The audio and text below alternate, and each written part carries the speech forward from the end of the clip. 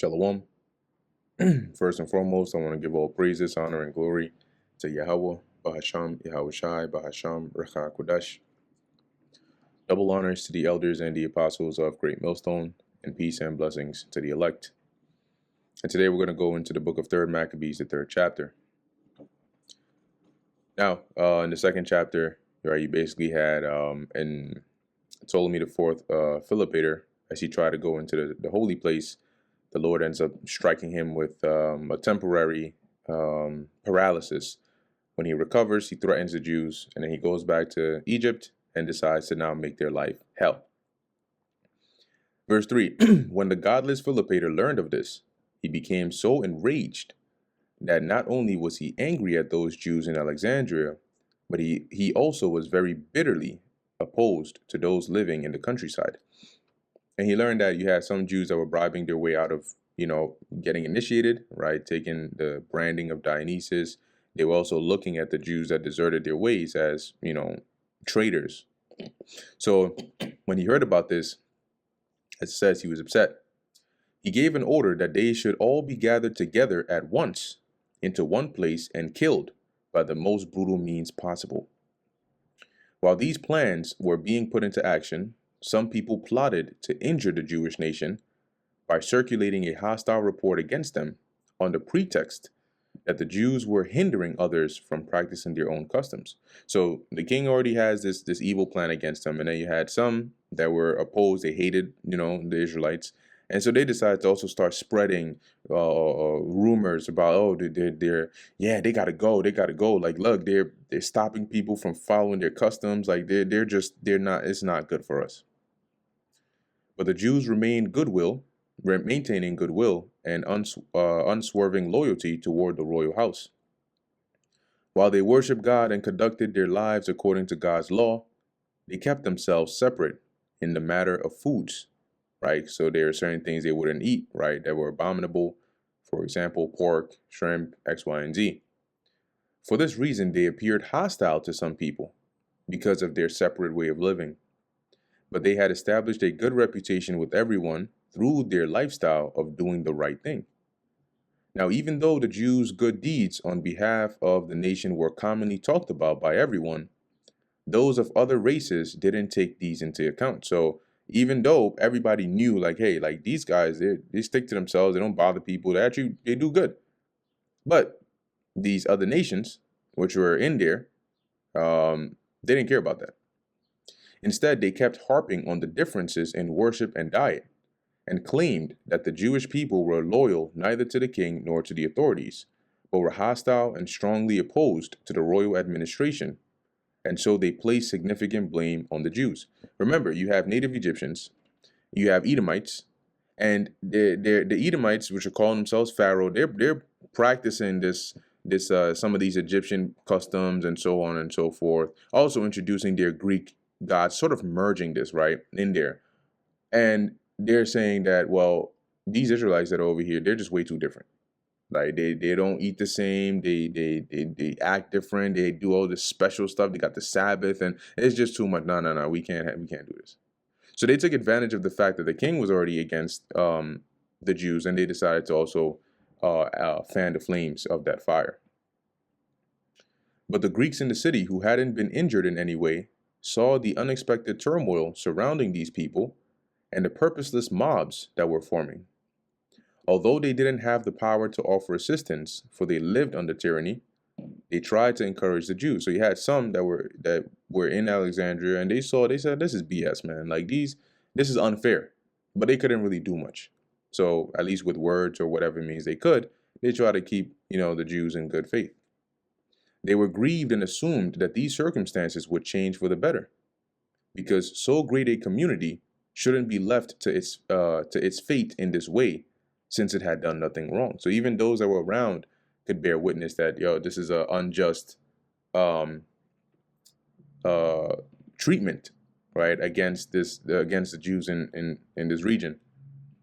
Already some neighbors and friends and business associates secretly drew them aside and promised that they would fight by their side and make every effort to assist them. But the king took pride in his present success and disregarded the authority of the supreme God. Assuming that he would continue in the same plan without hindrance, he wrote this letter against the Jews. King Ptolemy Philopator, to his generals and soldiers in Egypt and in every place, greetings and good health. Both I myself and our affairs prosper.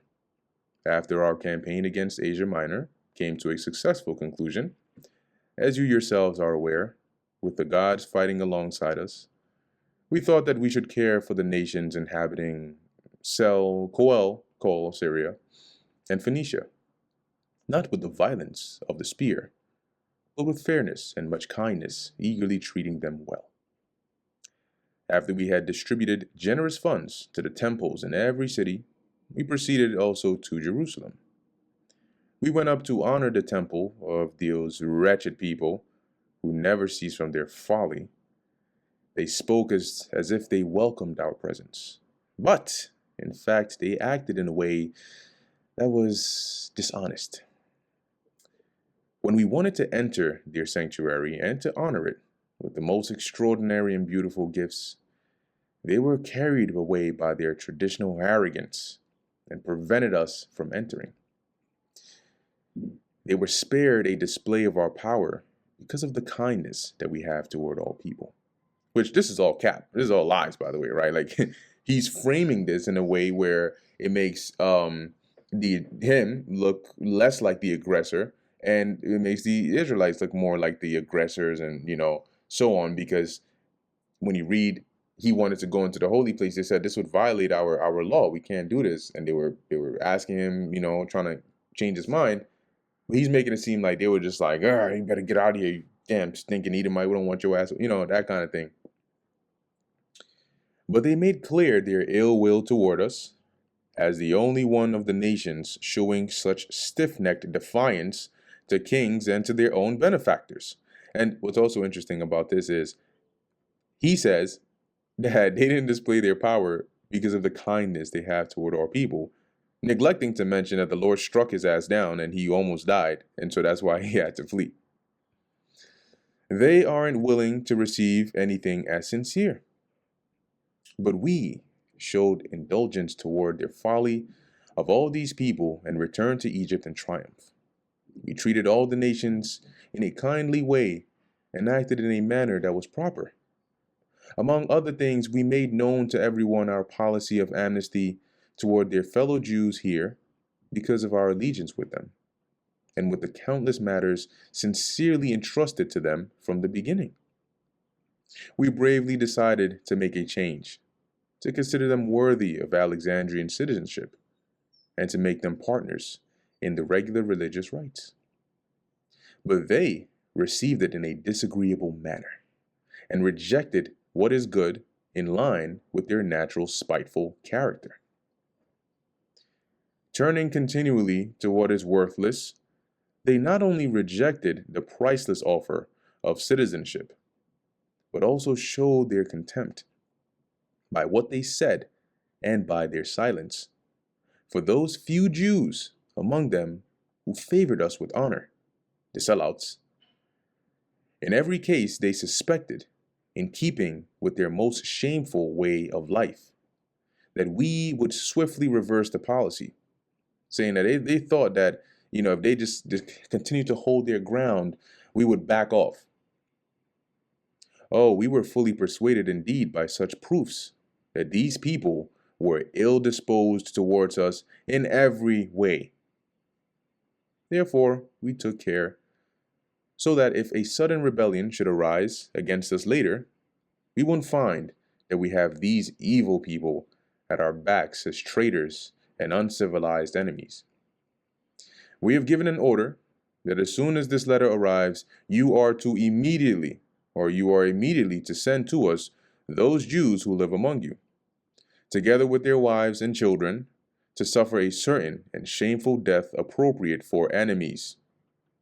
Treat them harshly and abusively, and bind them on all sides in iron chains.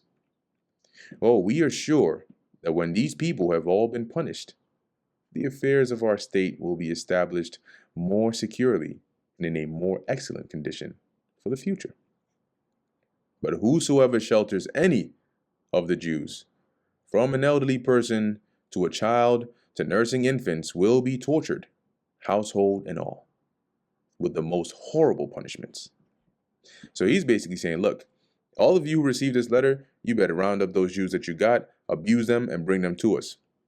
And if any of you dare try to help them, we will torture you. It doesn't matter if you are what age you are, we're going to torture you and your whole household. But the one who is willing to give information will receive the property of the person falling under judgment. So, however, if you do sell out, you say you know where a Jew is and he's hiding, guess what? We're going to give you all his belongings once we take care of him. So that's a reward.